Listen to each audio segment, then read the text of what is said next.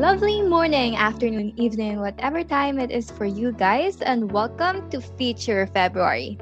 Today is another Shutter Saturday, and it's gonna be our last episode for this year's Feature February. Kaya ngayon pa lang, gusto na naming magpasalamat sa lahat ng sumuporta at nakinig sa aming previous episodes, and we hope that you learned a lot at sana na-inspire kayong i-pursue ang art in whichever field you're most passionate about. Kaya wag na nating patagalin pa. Let's welcome our guest for this episode, ang napakagaling na photographer, Mr. John Randal Sudario. Hello, welcome po. How are you doing Hi, today? I'm glad to be here. Can you tell us what you're feeling right now? Ano po bang nagkakaabalahan nyo right now? Well, right now, nagpo-propose ako ng mga thesis topics and so far, lahat sila rejected. So, yun. Six yun yung, topics for school? yeah. Wow. Ano pa yan? For research ba yan?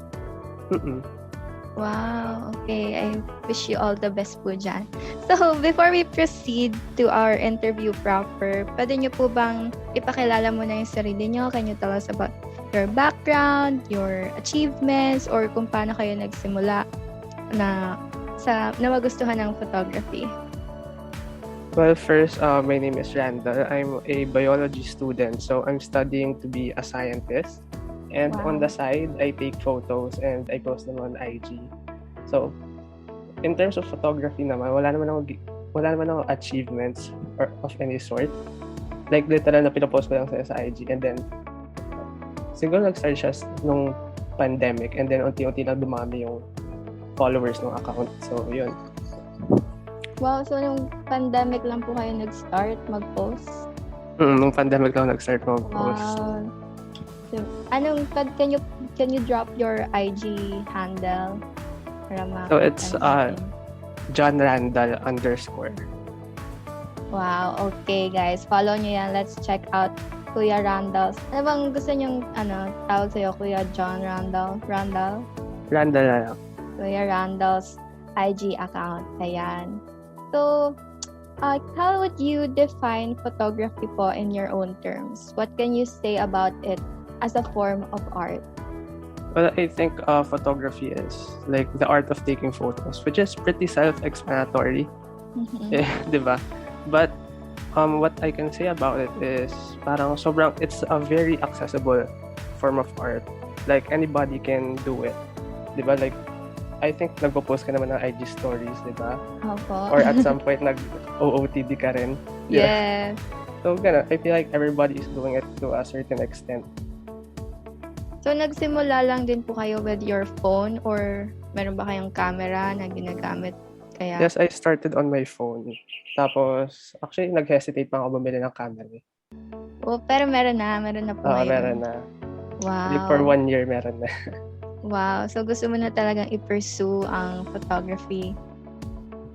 I guess you can say na gusto ko siya i-pursue. Pero, it's not something na, it's not like the main thing that I'm doing. Kasi nga po gusto nyo maging scientist. Yeah. Para tayo. Kung hindi man ako mag-doctor, gusto ko rin maging scientist. And gusto ko rin ng biology. Kaya yan, relate ako dyan. So, ano ka ba? College student? Ganun. High school pa lang po. I'm a graduating student. I'm in grade 12. So, ano plano mong pre-med? BS Biology po muna, ganon. Ikaw ba? Ano po bang tinitake nyo ngayon? Biology. And, tawag dito, feeling ko matutuwa ka, like, as a pre-med. Sobrang broad kasi nung mako-cover ng biology. So, hindi ka magpo-focus sa tao. And then, like, animal concepts, a-apply mo siya sa tao. So, pati parang, plants, no? Diba? Oo, ganun. So, hindi ka balita ko mauumay. marami. Sige. Bet ko yan. Ako naman, ayoko di ako physics person, kaya, yes. Sa biology ako mas inclined. Anyway, so going back to our, ayan. So how do you view po the current art industry and all forms of art under it, particularly in the Philippines? So, paano nyo nakikita yung photography in this, sa bansa or sa mundo? Tawag dito, I feel like art in general is very underappreciated around the world. Like normal people normally ignore art pieces unless they're from someone famous. Like I guess everyone knows who Mona Lisa is, but let's say a photographer from Manila, nobody would usually appreciate their work because di naman sila kilala. Ganun. I think that's sad lang. Okay, so speaking of the negative views po on photography industry or in art in general, ano sa tingin nyo yung possible way para mawala yung negative views na to? Actually, hindi ko rin alam. But I feel like at some point we'll figure it out naman. Like in tourism, like in the Philippines, we are very reliant on tourism. Maybe we can use that to like employ freelance photographers and like boost the economy in that certain aspect. Thank you. And so can you tell us about the skills po that you were able to develop or the lessons po that you learned from doing your kind of work? Well, a lot of it goes to it really teaches you patience and attention to detail. So, in terms of patience naman, like, you don't become a good photographer overnight. Like, kapag nakita mo yung mga pictures ko dati, like, literal na yung contrast lang yung ginagalaw ko sa Lightroom. And obvious na ang pangit talaga niya. Like, compared sa ginagawa ko ngayon. And I feel like when you start monetizing photography, it will also test your patience. Kasi minsan talaga may mga clients na sobrang unrealistic no expectations. Yeah. And, actually, yung reason ba't ayoko nagtitake ng portrait. So, if you look at my Instagram, puro landscape siya. Walang picture ng tao. Unless sa ate ko, which is, kasi usually kami dalawa yung magkasama. Pero yun. Yes. So, nakakatuwa din po no kasi ngayon, nauuso na yung mga photoshoot. Like, for example, hindi nauso yung mga debut, mga photoshoot na lang ganyan. Nagkaroon na po ba kayo ng ganong client? Like, pre-debut shoot, ganyan? Oo, meron. Tapos, or wedding shoot? Can you tell us about your experience? Actually, hindi maganda yung experience ko with Bakit naman? Kasi I took her photos. Tapos, nung ina-edit ko yung photos, everything was okay naman. Like, it was well exposed, the composition was great. Tapos nung send ko sa kanya, it turns out di niya gusto yung itsura niya sa pictures. Tapos, nung shoot naman, like, okay siya, like, very confident siya. Every time she was asked to post, she will post, and maayos naman. Tapos parang, ewan ko, I feel like, hindi ko naman makakontrol na itsura niya. Opo.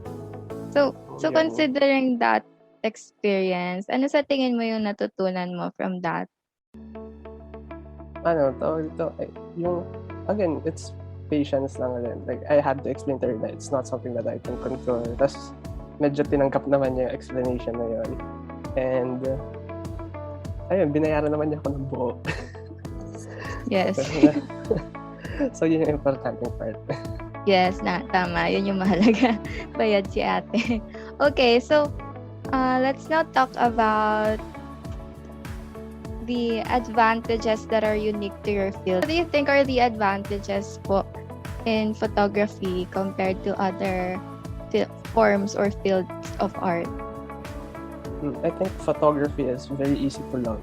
Like, if you post something, even if hindi ka gano'ng kagaling, there's at least one person that will appreciate it. And I think that's really good. Tapos, in terms of, like, as a source of income naman, I think people are becoming more into travel photography. Again, just like what I said earlier.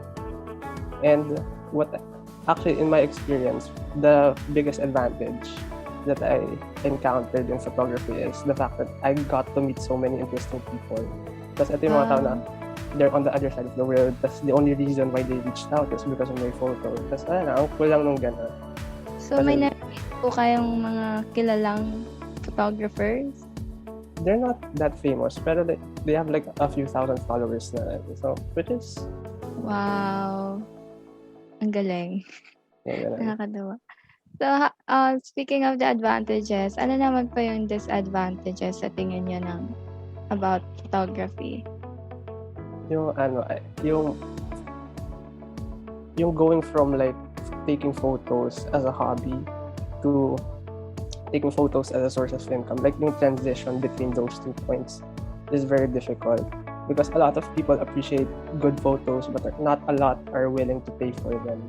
Totoo. And just like any other form of art siguro, no, kunwari mga painting, ganyan, hindi nila nakikita yung amount of effort that you put into it. Kaya, yes, I think yun nga po yung isa sa mga problems ngayon or yung negative views nga ng society sa art. So, speaking of disadvantages, ano pa po yung ibang difficulties na na-experience nyo pagdating sa photography? Like, in terms of, say, sa materials, nagsisimula pa lang kayo, ano yung naging challenge?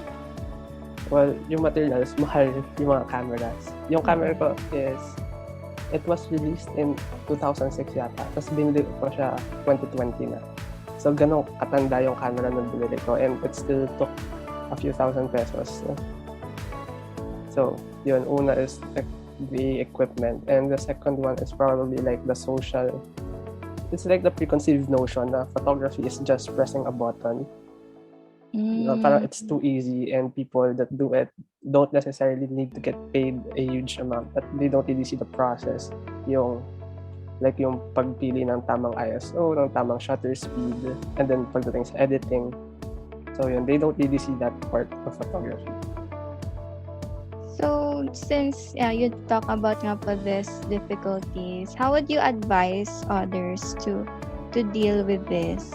Like, let's say dun sa nabanggit nyo about yung people not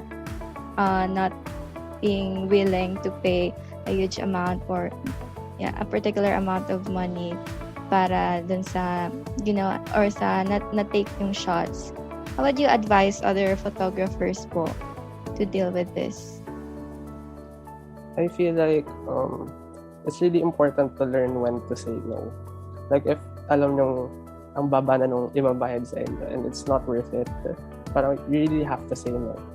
But of course, when you're starting, you also need to acknowledge the fact na kailangan mo rin mag-work for free kasi you need a portfolio and stuff like that. So, may I ask po, kailan kayo nag-start na parang magpabayad na sa tumanggap ng clients, ganyan? Around 2019, tapos nag-last siya until 2020. So, nung nag-pandemic, hindi ko na siya ginagawa. I see. So, ngayon, ano pong hindi pa rin kayo nag-photography? I take photos whenever lalabas ako. Ganun. But hindi talaga siya madalas. Kasi I'm really focusing on school. And yan. Okay. So, let's now talk about the future of photography po. Do you still see yourself working in this field in the future? Why or why not? I feel like I'm still going to do photography, but maybe not as a source of income. Probably I'll just do it for fun. Kasi photography has really been a good escape whenever like the sciences is not like the sciences is hard like in general. So photography really it really gave me a way to like focus on something else. So, yun, maybe not as a job, but probably as a hobby, I would keep on doing it. Okay, thank you. So, where do you see the photography industry in the Philippines going in the future? Or how do you view the photography industry in the future? Probably more on like tourism and journalism. Like right now alam mo naman mga nangyayari ngayon. So, I feel like these events need to be documented in a way na parang people in the future will be able to appreciate what happened now and how events played out so that they can make better decisions than we have. So, ganun. And how do you wish to impact others with your work or with photography in general? Like you've mentioned about journalism and tourism. So how do you wish people to be influenced by this form of art? Probably like I'm not necessarily into journalism kasi, like journalistic photography. But I do want to share stories with my photo. So, I have this post. It's parang, hindi kasi ako yung nag-take ng picture, pero pina-edit sa akin. It's a photo of like a farmer. Tapos, dala niya yung kalabaw niya. And they're like watching the sunset. So, parang, it just highlighted how these farmers valued their, their jobs and the animals that allowed them to do it. And I feel like that's not something that people get to notice. And I want people to see that as well. Yes, grabe. Napaka-powerful talaga ng pictures, no? So, can you tell us more about your unforgettable experience, ganyan, when it comes to photography? It was probably in 2019. Nagpunta kaming Ilocos, like family po.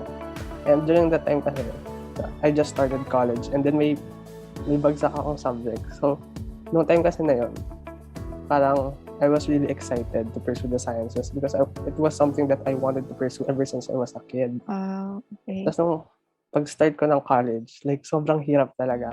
Tapos parang medyo question ko ano bang dapat kong gawin.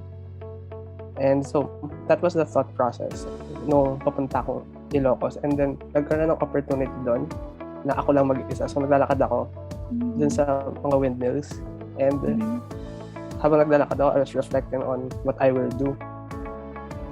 Tapos, I realized na parang I have to parang try again because I feel like I owe it to myself to not quit on like my dream just because nahirapan ako. And then, during that walk, I took a photo. Tapos, it's one of my favorite photos. Parang masashare ko yata siya dito. Gusto ba makita? Pwedeng makita. Ilagay din natin sa thumbnail natin.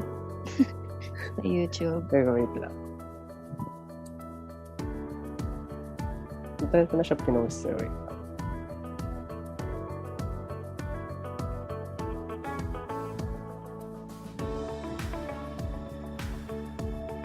Oh, wow. Ang gaganda na shots mo. Tinok. Ang ganda. Mahilig ka sa sunset, no?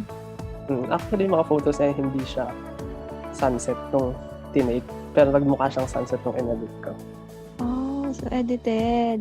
Ang galing. Ito yung photo. Wait lang, share ko yung screen ko. Okay. Ano pang gamit niyo pang edit? Photoshop? Lightroom lang. Adobe Lightroom.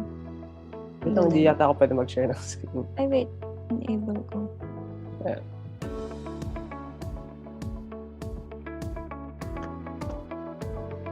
Pwede na? Try nyo po.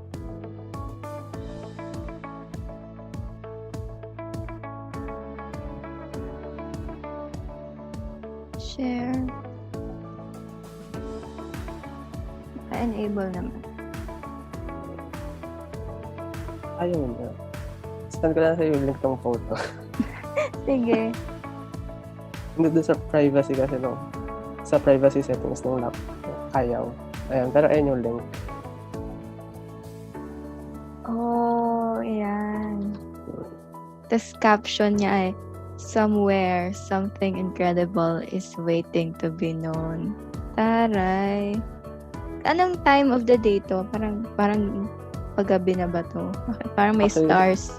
Sunrise yan. And hindi ganyan yung kulay ng langit. Like, literal na medyo naka-face na yung araw. So, blue na lahat.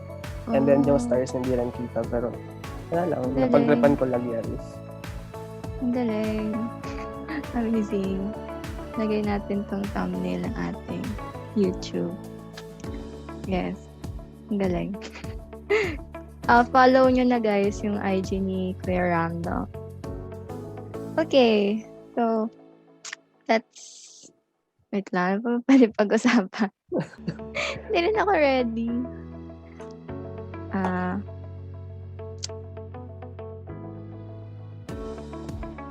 Ako na lang muna magtatanong. And... Sige. Ako yung tinanong. Go, kuya. Saan ka nag-aaral ngayon? Philippine Science High School po sa Batangas. Actually, Kayo po? pinapag Philippine Science ako nung mom ko nung high school. Medyo pasaway ako nun. So, hindi ako nakapasok. Saan ka nag-high school? At taga saan ka pala, kuya? Hindi ko natanong. Sa Manila, dito ako lumaki. Like in Sampaloc. Tapos saan ka nag-high school? Nag-high school ako, 1 year ako sa UST. UST rin. Since pasaway nga ako. So, umalis din ako ng UST. Pero diyan ka nagka-college, di ba? So, lumipat ako ng UE and dun na rin ako nag-college. From UST to UE. Tapos until now, nandun pa rin ako. Okay. Anong year niya na, kuya? 3rd year. Wow. Anong pinag-aaral niyo ngayon sa biology? Right now, yung subject ko is cell and molecular biology. And physiology, may ganun rin ako. Invertebrate zoology and ethnobotany. So, hindi kasi pang pre-med yung track. So, malayo sa mga pang-med na subjects. Pero ginusto mo rin mag-med before? Hindi. Hindi talaga. Scientist talaga? Yeah. Mas gusto ko yung research part ng science kasi yung application. Yeah. Pero bakit ganun? Curious ako. Pinagpropose ka ng physics topic. Actually, thesis yun. Mali yata pagkakarinig ko. Thesis! Akala ko physics. Okay. Nagulat na ako sa physics. Thesis pala. So, anong topic? Share mo naman. Yung isa is parang we want to use bacteria that are producing certain enzymes to help bioregenerate. Ano ba yung tawag na ito? Bioremediation sa Manila Bay. So, may research kasi from UPMSI that says na merong 40,000 pieces of plastic sa Manila Bay. For every square kilometer pa lang yun. And on the surface. So, hindi na take into account yung ilalim. So, if you're thinking about it, since kung ano-ano na rin naman ginagawa natin to rehabilitate Manila Bay, na hindi naman... Dolomite, ganyan. Ganun. So, we might as well propose something na may scientific basis. Which is a strain of bacteria. Anong bacteria to? Actually, I haven't looked into it. Kasi parang naisip ko na siya, so sinulat ko and then gawa ko ng proposal. But I haven't looked into which species and how are we going to use it. Kung yung i-release na yung bacteria or yung enzyme na o gano'n. I see. Ayun na. Ang layo na napuntahan. Naging bio-related. Pwede itanong. Paano nyo ma-relate ang photography sa ginagawa mo ngayon sa biology, ganyan?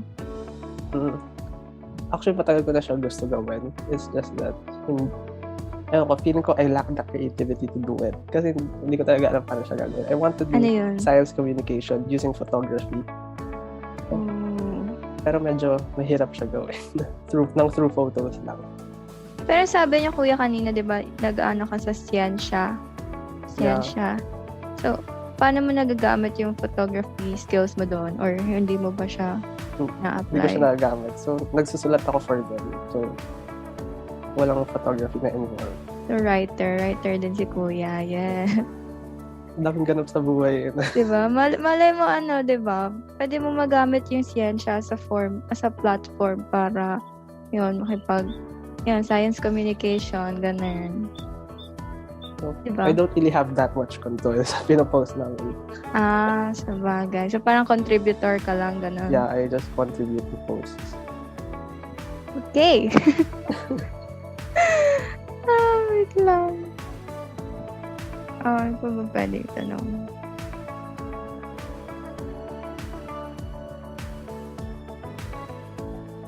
Can you tell us about ano ba?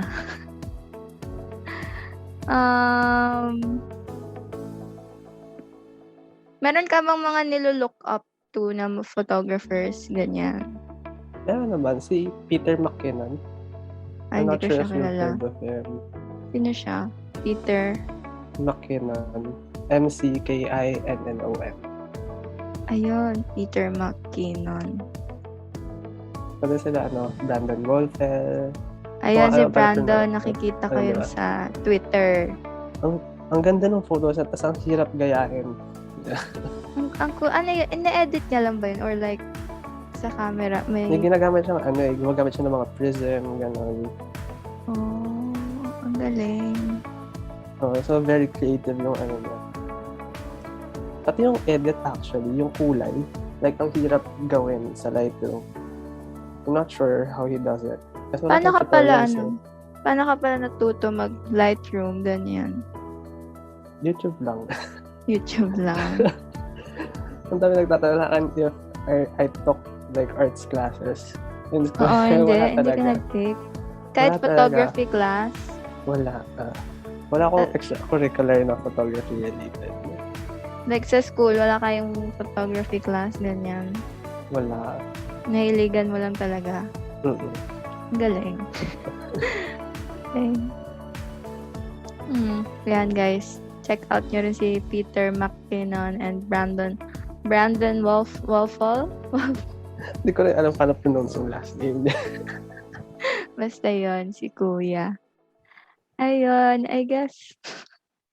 What message na lang? Yun na lang yung tatanungin ko. What message can you give aspiring photographers to, yes. What message can you give aspiring photographers to... Just take photos, I think. Kasi literal, ganun lang ako natuto. I just started taking practice photos. lang, ganun. Thank you. Thank you.